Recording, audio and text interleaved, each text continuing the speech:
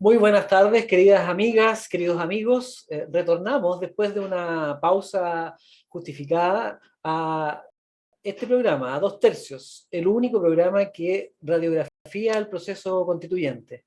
Y estamos en una etapa nueva, en una etapa decisiva. Han transcurrido bastantes meses desde que nos despedimos de la primera temporada y el tiempo que ha transcurrido ha sido un tiempo lleno de sucesos, lleno de descubrimientos, también, ¿por qué no decirlo?, lleno de desilusiones, encontrones, y sobre todo un proceso lleno de inquietudes que se han ido acrecentando y que hoy día prácticamente tienen a la población en vilo, eh, muy preocupada, a ratos esperanzada, a ratos también con desconsuelo, esperando qué va a ocurrir el 4 de septiembre. Y ese día se tomará una decisión que va a ser trascendente para el país y que va a marcar sin duda la agenda de los próximos años muy fuerte, ya sea que se rechace o ya sea que se apruebe, porque como bien lo dijimos en la primera parte de nuestro programa, en la primera temporada, las constituciones son procesos que demoran décadas en echarse a andar. Por lo tanto, partimos esta segunda temporada diciendo que nadie se haga cachirulos, que después del 4 de septiembre lo único que va a ocurrir, ya sea que gane el rechazo o que gane el apruebo, es que nuestras dudas e inquietudes van a aumentar, porque habrá que implementar lo que sigue, y sea lo que sea que haya que implementar, es un programa de largo aliento, es una tarea nacional y lo mejor es que nos pille confesados, o por decirlo de otra manera, lo mejor es que estemos unidos para hacerlo, porque si no, créanme que en eso la historia es contumaz. eh, Vamos a gastar más energía de lo debido, que ya es una enorme cantidad de energía en echar a andar un proceso de instalación constitucional si no hay un acuerdo nacional medianamente viable. Así que nuestra misión en esta temporada es generar los insumos para, sobre todo, aquel grupo grande de compatriotas que está indeciso, que no tiene su posición definida en relación a la propuesta constitucional, al texto y a la versión definitiva que surja en los próximos días, ayudarlos a mirar y analizar con nosotros esta propuesta constitucional. Y a partir de ese análisis de los pros y los contras que vayamos señalando, eh, ayudarlos a tomar una decisión, porque finalmente está todo el país convocado a esta tarea. Como siempre, nuestro querido amigo Patricio Milla nos acompaña y con su tarea fundamental de ir tirando la hebra, como decían las abuelitas, ¿cierto? Y comenzando con preguntas que van de lo sencillo a lo complejo, eh, desarrollar el análisis. Y su misión y la misión fundamental en todo este tiempo ha sido precisamente generar las condiciones para que haya análisis. Ustedes nos puedan seguir en esta búsqueda de una respuesta razonable a la enorme cantidad de inquietudes que el proceso constituyente ha instalado en el país. ¿Cómo estás, querido Patricio? ¿Cómo te ha ido? Bien, Alejandro, un gusto verte después de un buen tiempo. Estamos a puerta, como tú lo comentaste recién, de conocer el próximo 4 de julio, nada menos que el documento que será la propuesta de esta nueva constitución, de esta nueva Carta Fundamental, un trabajo de los convencionales constituyentes que no estuvo exento de polémica, de ninguneos, de escándalos, y en medio de campañas desatadas del rechazo o del apruebo, iniciadas mucho antes que se elaborara este documento o este borrador. ¿Y para qué decir la fake news? El dilema shakespeariano, yo diría, del ser o no ser, esta vez será otro, ¿no? Será apruebo o rechazo, ¿no? Y por cierto, no es mala idea que como ciudadano, y tú ya lo comentaste, estemos preparados para enfrentar los desafíos de pulir esta nueva constitución en un eventual escenario de apruebo, pues hasta el momento el borrador de texto constitucional tiene muchos artículos que gustan, lo habíamos comentado antes de iniciar el programa. que gustan, las garantías de los derechos sociales, por ejemplo, y otros artículos que no gustan, por ejemplo, neoconceptos como el de la plurinacionalidad que muchas veces no se entiende. ¿Qué pasará con el país si gana el rechazo? ¿Quién levantará las banderas de las necesidades de reformar la constitución política actual? Bueno, el chileno, y hay que recordarlo, y esa es nuestra misión también, Alejandro, en este programa, el chileno promedio tiene latente un síndrome de amnesia, a veces muchas veces crónico, ¿no? Recordemos que esta situación política de redactar una nueva constitución se origina como salida política a las convulsionadas jornadas de protesta, de esas protestas sociales del año 2019. Por ejemplo, se reclamaba mucho sobre el alza en el costo de la vida, abuso de los organismos políticos y del Estado, la privatización extrema de la salud, de la educación, la ineficacia del sistema de pensiones, las complejidades en el acceso a la vivienda, el sobreendeudamiento, los robos al erario público, en fin, algo que se definió como la crisis de las instituciones republicanas, de la gobernabilidad, y descrédito también de la clase política tradicional, crisis de la economía del hogar como consecuencia del sobreendeudamiento y este individualismo que llevamos como parte de nuestra sociedad. Algo tan propio de este modelo neoliberal o liberal, esa controvertida forma que tenemos en nuestro país de enfrentar el mundo económico, social y político. Alejandro, ¿no? Hay que preguntar con ciertos temas que nos debe llevar a la reflexión. Por ejemplo, de partida, ¿qué balance haces tú, por ejemplo, respecto del trabajo de esta convención constituyente? ¿Cuál es tu opinión sobre este borrador constitucional? Y una tercera pregunta más que inquietante es, ¿qué le pasará a Chile si este 4 de septiembre del año 2022 gane el apruebo o gane el rechazo? Muchos temas en uno solo, en realidad. Demasiado al hueso la pregunta. La última que acabas de hacer, yo diría que eh, pospongámosla Ujú. para una vez transcurrido 3 o 4 programas poder hacer ese pronóstico, porque finalmente el análisis no es otra cosa que la construcción de un pronóstico, ¿cierto? Cierto. Pero es la construcción racional de un pronóstico. Es algo muy parecido a tratar de adivinar, pero se hace con cierta estructura lógica, con argumentos fundamentalmente, con contraste de información, y de tal manera de que al fraccionar el fenómeno, al abrir el fenómeno, podamos ver las relaciones entre sus partes y, por supuesto, las posibles consecuencias que estas relaciones vayan a tener en el futuro. De esa manera se produce el pronóstico que emana de un análisis. Y eso es lo que vamos a tratar de hacer, pero siempre hemos dicho que lo que nos interesa siempre es que a nuestro querido país le vaya bien, que logremos construir una sociedad que funcione mejor de lo que ha venido haciéndolo hasta el día de hoy, sin negar que lo que tenemos es una muy buena sociedad en comparación con otras construcciones sociales, sin ir más lejos, aquí a la vuelta en el barrio nomás. Y por lo tanto ponderar y valorar lo que tenemos, pero también legítimamente buscar una mejor configuración, una mejor manera de organizar los recursos y la manera de utilizarlos de tal suerte que a las familias de todos los niveles socioeconómicos sientan que le está yendo mejor. Y eso es complejo, es difícil.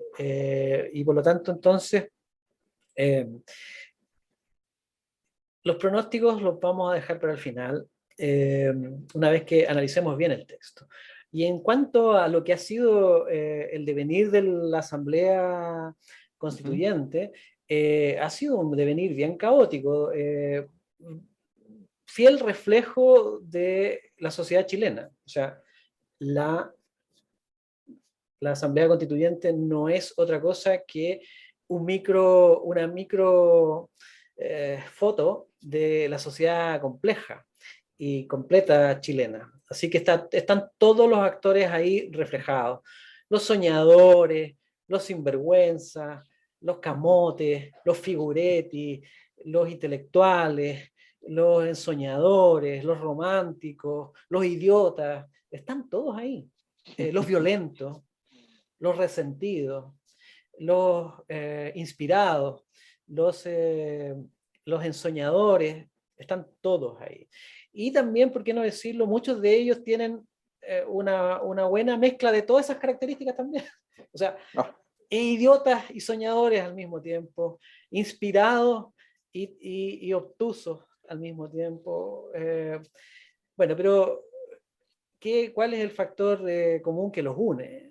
Fundamentalmente que todos sienten que están buscando hacer su mejor aporte al quehacer nacional y en eso son una copia feliz de la sociedad chilena. Si todos nos levantamos todos los días pensando que somos fundamentales para este país y que lo que nosotros hacemos es central en lo que le ocurre a nuestra familia y a nuestra nación.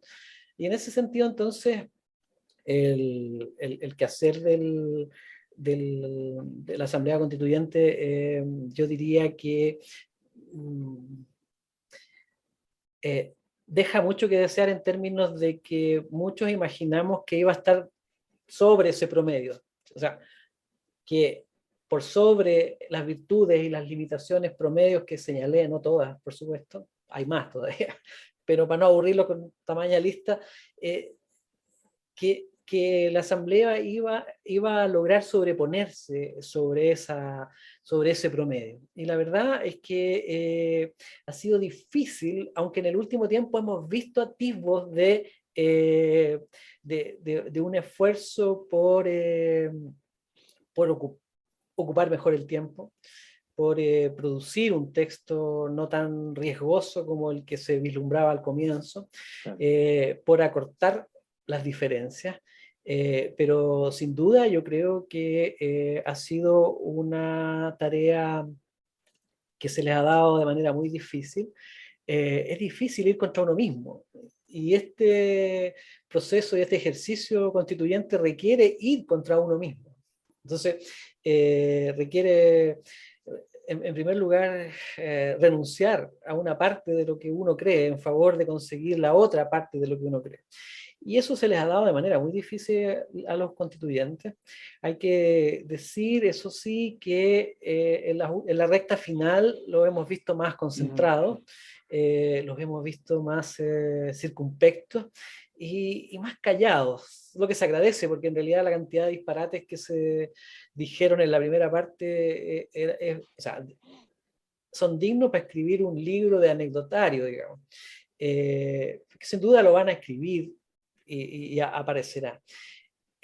Así que lo que hemos recibido de ellos es un texto que, desde el punto de vista, pongámonos profesores, digamos, de una composición, de un ensayo, de un trabajo de análisis, yo diría que es un texto que está en nivel 5. Tiene el texto que recibimos hace casi un mes atrás, tiene muchas debilidades. El texto corregido, que es armonizado, ¿cierto? Eh, que vamos a recibir, ya nos anuncian que viene reducido, casi en 100 artículos, de 499 a 390 y tanto, lo que es un anuncio, o sea, y un reconocimiento de que ese texto tenía problemas. Eh, y a menudo lo que hay que decir es que este es un texto difícil de analizar, difícil de analizar. Por Además, la misma razón. Alejandro, sí, digamos, para hacer un recuento para nuestros auditores, el día 14 de mayo de este año, literalmente terminó, se hizo el cierre del debate constitucional y a partir de esa fecha hasta el día 30 de junio estaba operando algo que se llama la Comisión de Armonización y que de alguna manera es lo que tú decías recién. Bueno, se cumplieron los plazos que se decía que no se iba a cumplir, los plazos de esta comisión, de esta convención constitucional. El borrador que tú mencionabas tenía 499 artículos, menos 100 ya es algo más legible para poder comprender. Y en los próximos capítulos nosotros, como lo avanzaste tú, vamos a hablar sobre esos grandes temas. Por ejemplo, estos borradores implican 7 grandes temas: el sistema político, los principios constitucionales, la forma de Estado, los derechos fundamentales, el medio ambiente, sistema de justicia y el sistema de conocimiento. Y Alejandro, antes de iniciar el programa, nosotros festinábamos un poco respecto de lo bueno y lo malo. Respecto de lo bueno, coincidíamos que el Estado social de derecho, la descentralización, el reconocimiento cultural de los pueblos originarios, el tema del medio ambiente, era como para la galería fantástico. Nadie podía tener dudas que efectivamente compartíamos, que efectivamente eso debe estar en la Constitución. Sin embargo, tú recién lo deslizaste. Decías tú que quedaba más la sensación de que esto era más un programa político que una constitución. Entonces, la pregunta, Alejandro, es: ¿van a surgir en esta constitución nuevas institucionalidades? ¿Se va a reemplazar a futuro el Senado? ¿No? ¿Va a quedar el sistema de unicameral en nuestro país? ¿Van a surgir otras instituciones a nivel regional? ¿Qué valor tienen estas nuevas institucionalidades? ¿Cuánto cuesta implementar un proyecto tan ambicioso de una nueva constitución con nuevas instituciones que seguramente van a estar en las próximas décadas en nuestro país? Varias preguntas en una, pero solo para terminar la idea anterior sobre el texto y rescatar algo que tú dijiste que es muy rescatable. Eh, el, la Asamblea logró terminar el texto a tiempo y cumplir su tarea en el tiempo previsto. Dijimos que podemos decir lo que lo hizo con un nivel 5. Ahora, alguien dirá, porque aquí hay fanáticos de los dos lados, hay gente que va a aprobar lo que sea, o sea, lo que sea lo van a aprobar. Y hay otros que van a rechazar lo que sea. ¿Sí? Entonces, este programa no es apto para esos dos grupos. ¿Sí? Si alguien está en esa posición, no nos vea, no nos escuche, porque va a ser sufrimiento para ustedes. Pero la gran mayoría que está indeciso, que quiere saber, que quiere entender, sí que nos vea y nos siga. Por ejemplo, el capítulo último de ese texto constitucional que tiene que ver con los derechos de los pueblos indígenas, ¿cierto? Solo tiene un artículo, el artículo 499. Y dice, bueno, eso es como el mega artículo, o sea, ahí está todo. Y la verdad que si uno lo lee tampoco es así, entonces a uno como profesor siempre le queda la idea de que, faltó tiempo, faltó armonizar, faltó editar en el fondo, faltó organizar mejor, pero no es menor que en el primer texto, yo no he escuchado comentarios al respecto, pero que los derechos de los pueblos originarios tengan solo un artículo, el 499. Pues a mí, por supuesto, me asiste el convencimiento de que hay muchos más derechos que están esparcidos por todo el resto del texto. Bueno, pero si es así, entonces el texto está enredado. Así que esperemos que lo mejore. Y en relación entonces a las preguntas que hacías tú, hay que decir que Latinoamérica es un continente que es como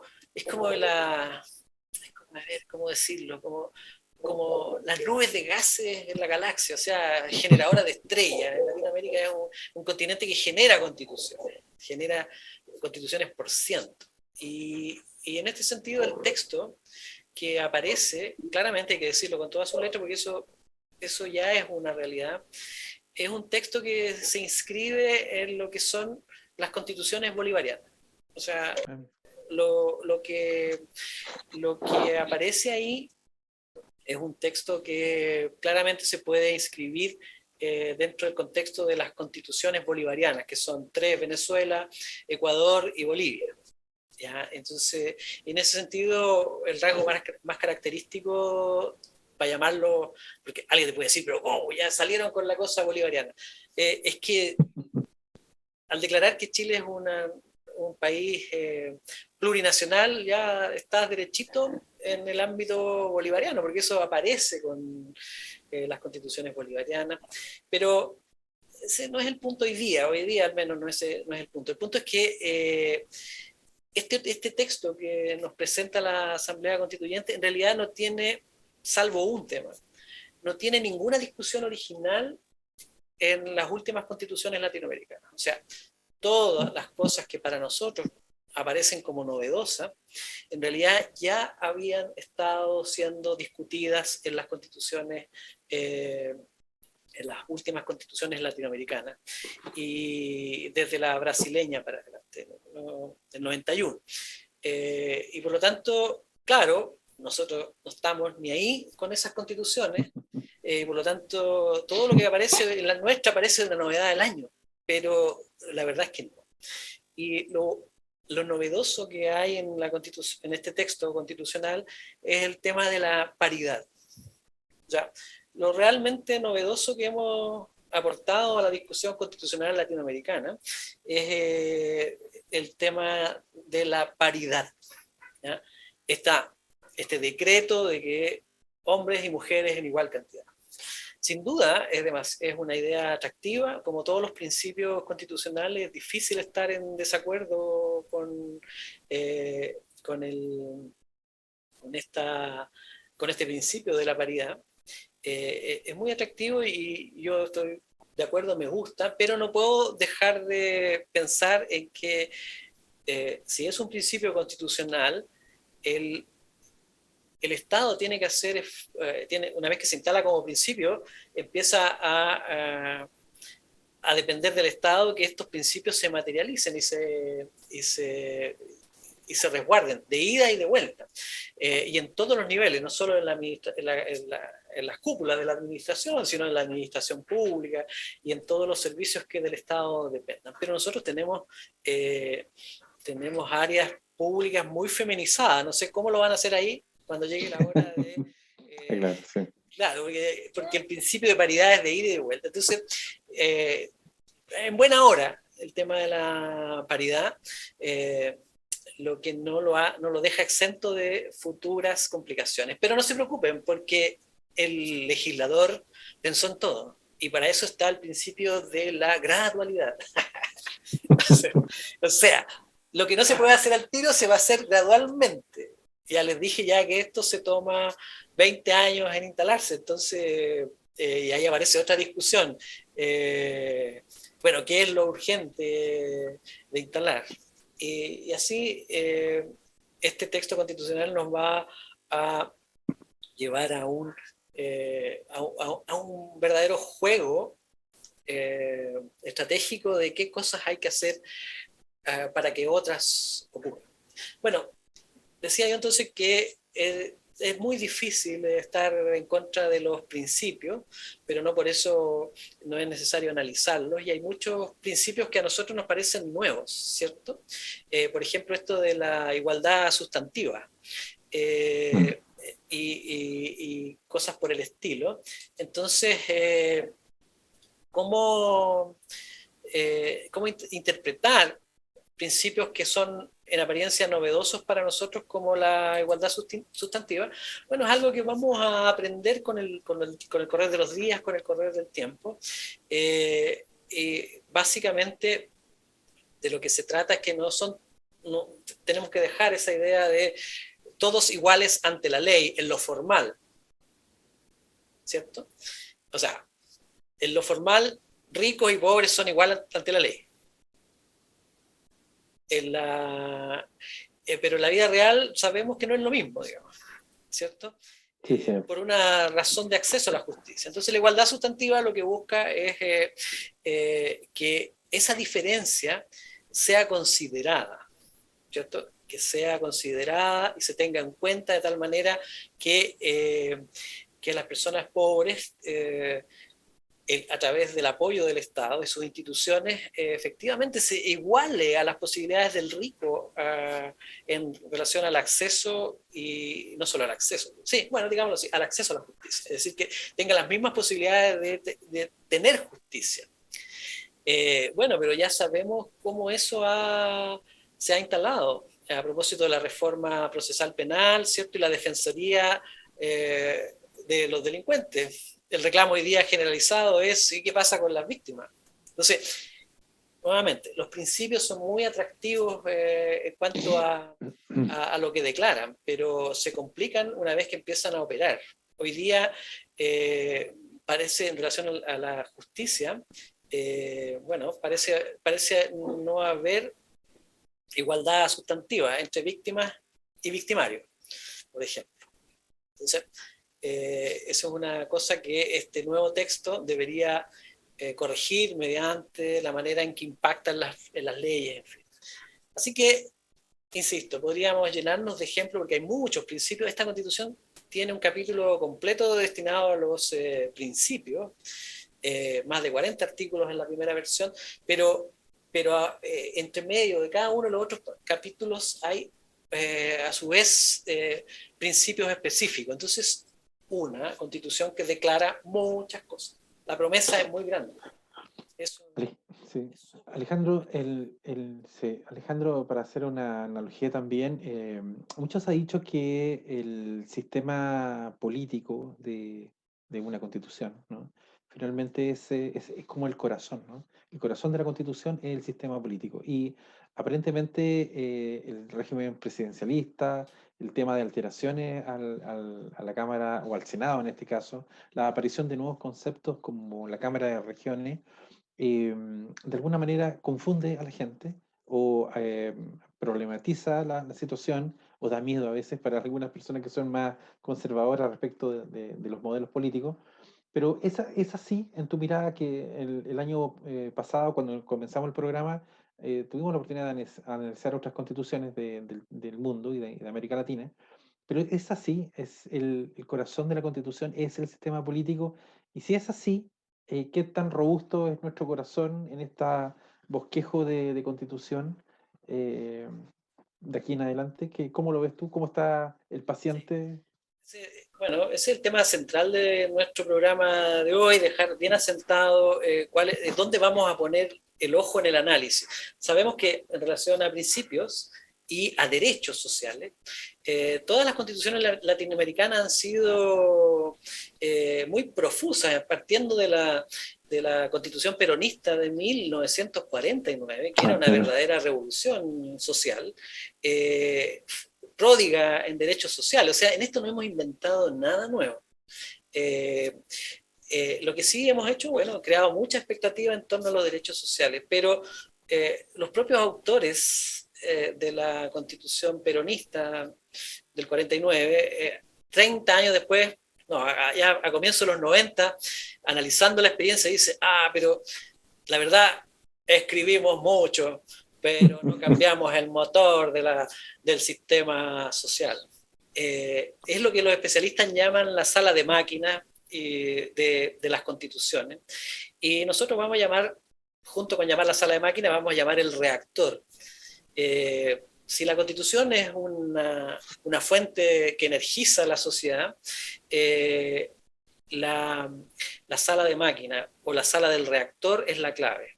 Y esa tiene que ver con la reasignación del poder. Con la reasignación del poder. Los derechos sociales, en todas las constituciones bolivarianas, por ejemplo, están llenas de derechos sociales. Pero es evidente, es cosa de darse una vuelta a esos países y te das cuenta que no trabajan, que esos derechos sociales no llegan a la población. Aunque están ahí escritos en la Constitución. Algunos dicen, es mejor que estén escritos que no estén. Sí, pero da lo mismo. Latinoamérica es un continente de las constituciones de papel. Yo creo que, y eso es lo que vamos a analizar, que este texto sí intenta entrar a la sala de máquinas. Sí intenta modificar el reactor. Lo hacen. Entonces lo que tenemos que juzgar es si lo hacen bien, lo hacen más o menos, o lo hacen mal. Porque de eso depende que el reactor funcione y de más energía, que esté siempre dando problemas o que explote.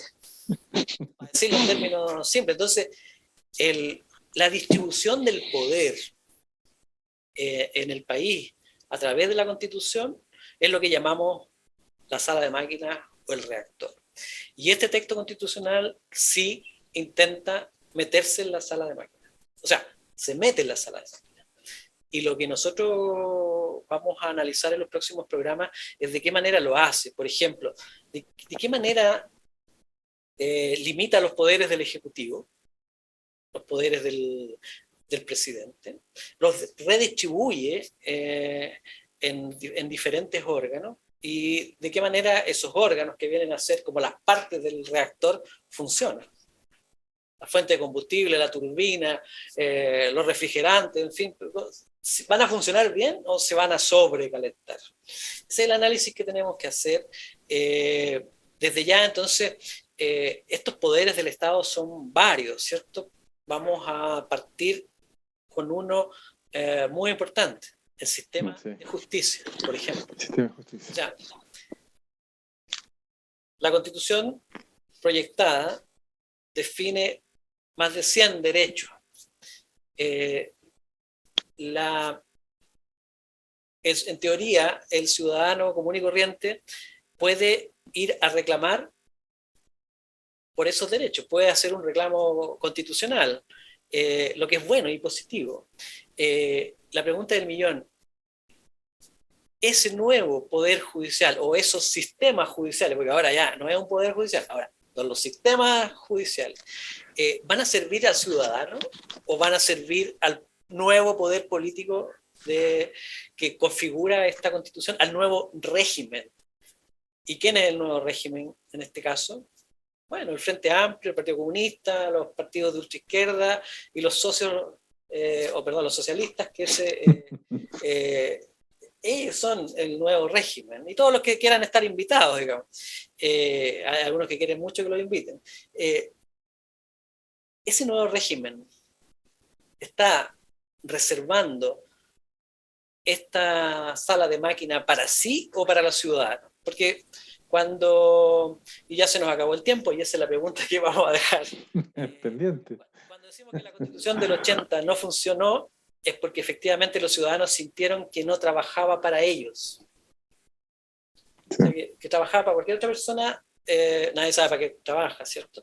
Bueno, la pregunta que tenemos que contestar sobre este texto y este borrador: ¿va a trabajar para los ciudadanos chilenos o va a trabajar para el Frente Amplio? Para estos grupos de poder, estos nuevos grupos de poder. Y la respuesta va a ser interesante, la vamos a ir analizando, descubriendo juntos, y yo solo adelantaría que vale la pena mirar cómo se diseñaron las salas de máquinas de esta Constitución. Se nos fue el tiempo, como siempre, los 30 minutos vuelan. Nos vemos la próxima semana. Que estén muy Nos bien. vemos, sí, a cuidarse, ¿sí? Lo estamos viendo. Adiós. Chao.